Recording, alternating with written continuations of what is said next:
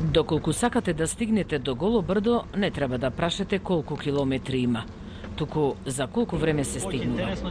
Дека тоа е така се убедувате веднаш по напуштањето на градовите Либрашт или Бултиза, во зависност од тоа која страна сте избрале да стигнете до таму.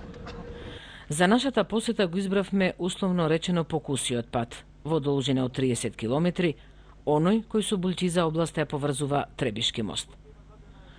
Оштетениот макадамски пат со многу опасни кривини со теренско возило го минувате за повеќе од 3 часа, при временски услови како што нам ни се погодија, а кога има снег, тие се целосно блокирани.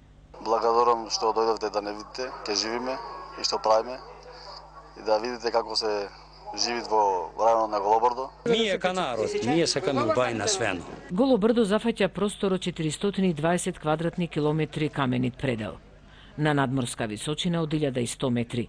Се смета за еден од најсиромашните региони во Албанија, а со тоа и на Балканот и во Европа. Областа Голо брдо ја сочинуваат 22 населени места.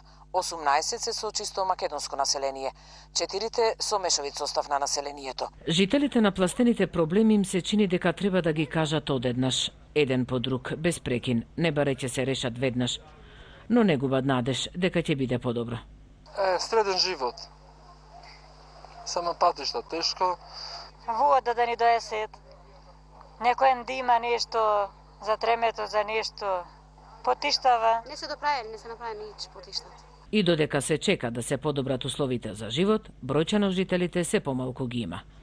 Ако до 90-тите години од минатиот век во областа живееле над 35.000 жители, денес ги има околу 15.000.